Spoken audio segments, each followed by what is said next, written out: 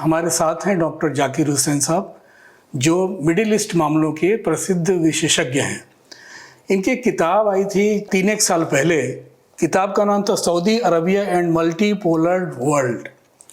उस किताब में इन्होंने विस्तार से लिखा था कि आने वाले तीसरे साल, यानी कि आज हम 2023 में हैं, क्या कुछ होने वाला है मिडिल ईस्ट में, और ख़ासकर इकोनॉमी पे क्या होने वाला है। सऊदी अरबिया किस तरह से बदलेगा, वहाँ पर चीन, ईरान, ये सब किस तरह से एक्टिवेट होंगे, एक लॉबी बनेगी, और साथ साथ इजराइल में क्या होने जा रहा है, गाज़ा में क्या होने जा रहा है, फ़िलिस्तीन पॉलिसी में क्या चेंजेज आ रहे हैं। इन सब चीज़ों को इन्होंने विस्तार से लिखा था, और लगभग उस किताब के हवाले से लगता है कि जैसे उसका आईना हम देख रहे हों।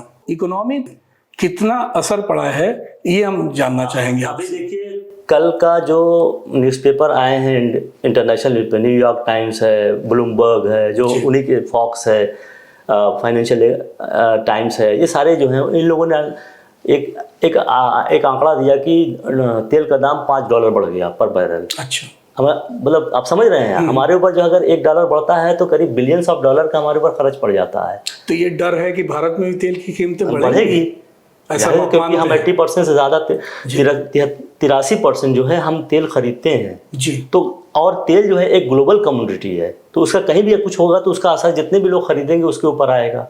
तो और इजरायली जो करेंसी है शेकेल, वो 7% डाउन हो गई थी 2 रोज पहले, अभी तो और डाउन हो गई।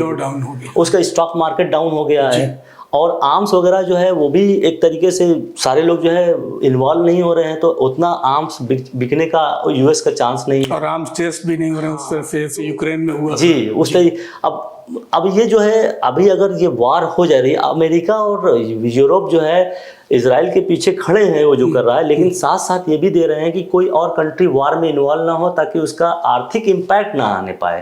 तो दुनिया में फिर उनकी जो है भद बिटेगी कि भाई आपकी वजह से जो है, अभी तो कोरोना से दुनिया उबर नहीं पाई थी, वर्ग आर्थिक मतलब उसके बाद आपने यूक्रेन आ गया, फिर आपने मिडिल ईस्ट ला दिया, जबकि एक गाजा में जो चीजें हो रही हैं, गलतियां तो दोनों तरफ से हुई हैं बिल्कुल, लेकिन एक बहुत ही ज्यादा करना शुरू कर दिया, उसके पीछे आप बैठ के उसको पुश कर रहे हैं।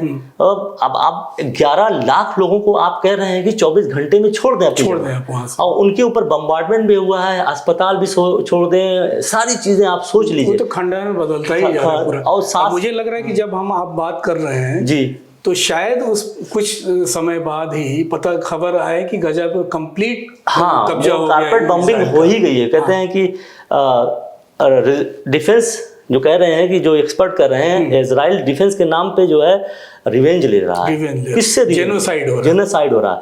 अब हमास ने किया है तो उसका खमियाजा पूरी जो है एक आम जनता भुगत रही है। हाँ, अब देखिए गाजा भुगत रहा है, जिसका कोई मतलब नहीं है, कोई मतलब नहीं। उसके घसीट के ह्यूमन शील्ड बना दिया हमास। पहली गलती हमास ने ऑफ कोर्स की है, लेकिन उसके बाद वाली जो गलतियां हो रही उसमें सबसे ज्यादा अब राह चलते लोग। अब देखिए, हमारा जो गाजा स्ट्रिप है उसका जो क्षेत्रफल जो है वो समझ लीजिए लखनऊ के बराबर है। बिल्कुल, लखनऊ के बराबर छोटी सी जगह में 2003 में रामल्ला में जा चुका हूं, मतलब उस ज्योग्राफी को, आपको अच्छी जियोपॉलिटिकल सिचुएशन से मैं वाकिफ हूं। तो 25 लाख लोग उसमें किस तरीके से रह रहे थे, और दुनिया की सबसे गहन आबादी वाला क्षेत्र है, और सबसे हाईली डेंस जो सिचुएशन, और उस पे कारपेट बम्बिंग हो रही है। तो जो भी तो मरने वालों का रेशियो 2000 से ऊपर पहुंच गई है, और मतलब 7000 8000 लोग जो है वो घायल हो चुके हैं, और तमाम। लेकिन फिर मुझे लगता है ये आंकड़े कम बताया जा रहा है। कम बताया जा रहे हैं। इंटरनेशनल उसमें मैं देख रहा था कि क्रिमिनल कोर्ट की नजर है इन चीजों पर। 50 फैमिलीज तो बिल्कुल खत्म हो गई, उनका एक भी बच्चा नहीं बचा।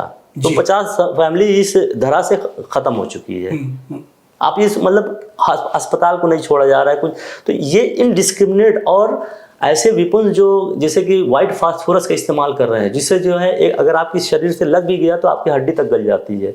बहुत शुक्रिया हमारे स्टूडियो में आने के लिए और बहुत अच्छी बातें करने के लिए। बहुत बहुत धन्यवाद आप सबों को। Thank you.